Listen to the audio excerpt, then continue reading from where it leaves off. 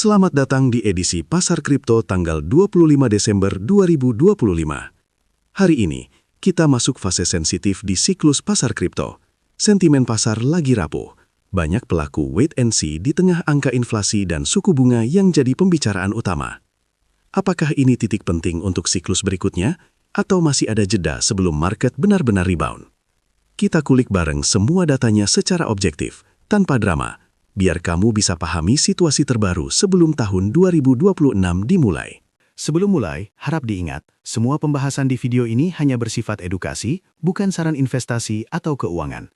Selalu lakukan analisa mandiri dan kelola risiko bijak. Untuk kalender ekonomi global pekan ini, ada dua agenda utama yang wajib diperhatikan.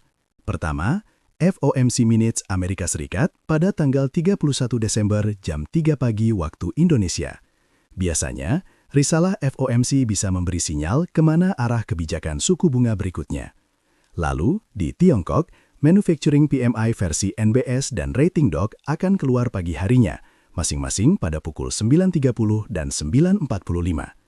Data manufaktur ini jadi barometer kesehatan ekonomi Tiongkok, dan kalau PMI membaik, biasanya positif buat sentimen resiko, termasuk kripto. Tapi kalau masih di bawah 50, pasar bisa ragu-ragu buat agresif masuk ke aset beresiko. Langkah terbaru dari The Fed pada 10 Desember ikut mengguncang ekosistem kripto. Suku bunga acuan dipotong 1/4 poin, turun ke sekitar 3,6%, terendah dalam hampir 3 tahun. Pesan tersembunyi dari keputusan ini, likuiditas bertambah, aset berisiko seperti Bitcoin dan Ethereum bisa diuntungkan. Tapi, statement dari Jerome Powell mengisyaratkan bahwa rencana pemangkasan suku bunga selanjutnya masih bisa berubah, tergantung data baru.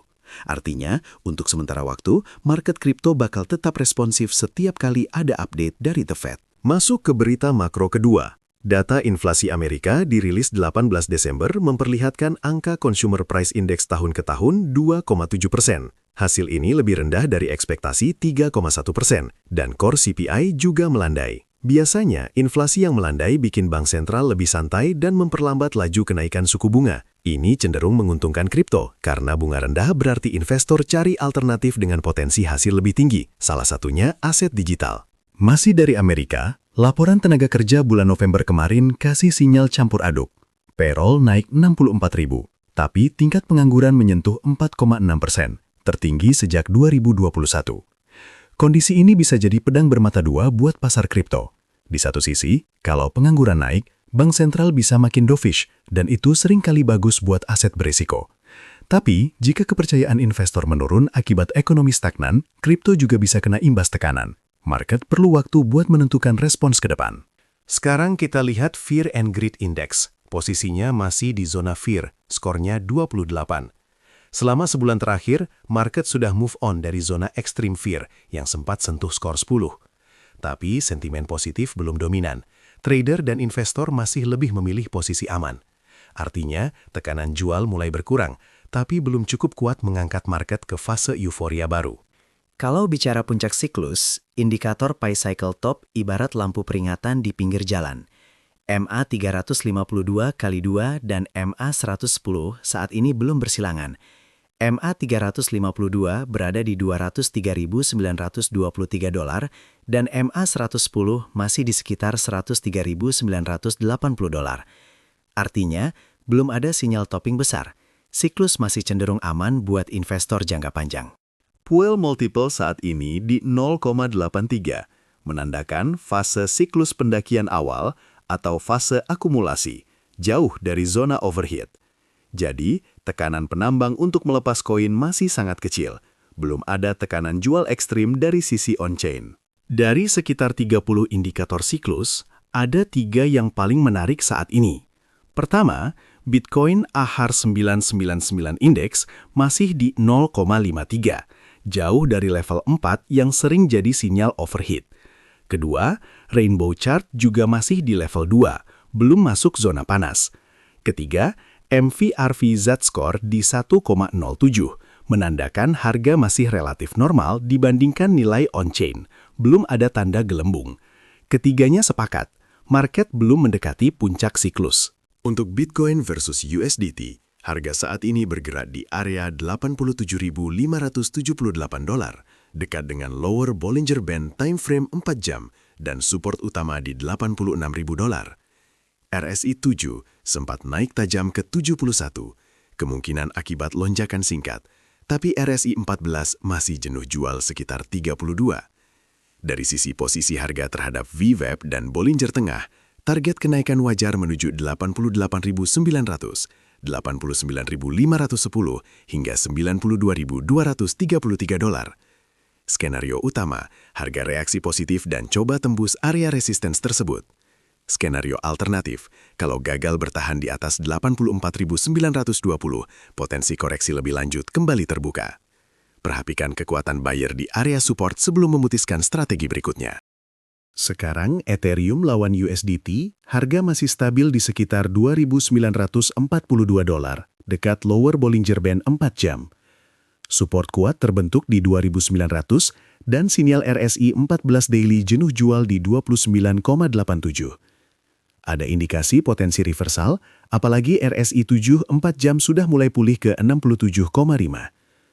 Bias utama saat ini, jika harga berhasil menembus 2.972, peluang naik ke 3.026 hingga 3.048 terbuka. Namun, jika support 2.895 jebol, market bisa lanjutkan pelemahan. Validasi kenaikan harus diperhatikan di area resistance pertama. Untuk BNB versus USDT, harga saat ini bergerak di 846,94, tidak jauh dari lower Bollinger Band harian dan baru rebound tipis setelah tren turun. RSI 14 mulai keluar dari area jenuh jual, sementara RSI 7 menunjukkan momentum jangka pendek yang mulai menguat secara bertahap. Kalau harga bertahan di atas 841, skenario utama adalah mencoba bounce ke 870, 880, dan 895,62. Tapi kalau gagal bertahan, area stop loss di 829 bisa jadi patokan potensi penurunan lanjutan. Trader harian perlu fokus pada dinamika Bollinger dan kekuatan harga di sekitar area support kunci. Sekarang Solana lawan USDT. Harga Solana masih menempel di 122,47, berada di bawah middle Bollinger Band, sekaligus dekat support kuat sekitar 120. RSI harian di 28,2 cukup oversold. Tekanan jual mulai berkurang setelah bounce kecil dari area 120,8. Target kenaikan utama ada di 128,03, 130, hingga 133. Skenario alternatif, kalau harga tembus bawah 119, tekanan jual bisa kembali kencang. Perhatikan reaksi harga di sekitar middle band, sebab keberhasilan menembus area ini bisa jadi trigger pergerakan lanjutan.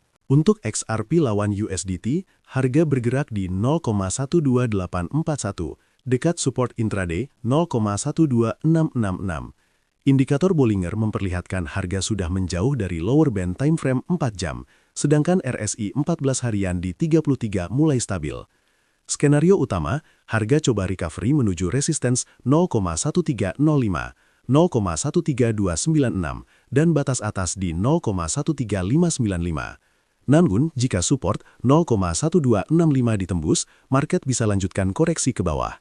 Skenario alternatif, konfirmasi kenaikan baru akan lebih valid jika harga bisa bertahan di atas 0,133. Area stop loss di bawah swing low menjadi kunci manajemen risiko saat harga volatil. Sekarang giliran Dogecoin melawan USDT. Harga Doge masih berada di 1,8615, dekat lower Bollinger Daily di sekitar 1,8067. Kedua RSI, baik 7 maupun 14, sudah di rentang oversold, menunjukkan tekanan jual mulai melemah. 4 jam terakhir, candle mulai rebound ringan dari swing low. Skenario utama untuk Doge, jika support 1,8465 tetap bertahan, potensi rebound bergerak ke 1,9, 1,9441 hingga 2. Tapi jika turun menembus 1,845, kemungkinan market lanjut konsolidasi lebih lama atau lanjutkan pelemahan. Selalu validasi arah dengan memantau kekuatan buyer di zona support terdekat. Itulah rangkuman analisa market hari ini. Semua konten ini hanya untuk tujuan edukasi, bukan dorongan untuk trading maupun investasi langsung. Silahkan analisa ulang sebelum ambil keputusan di market kripto. Sampai jumpa di update berikutnya.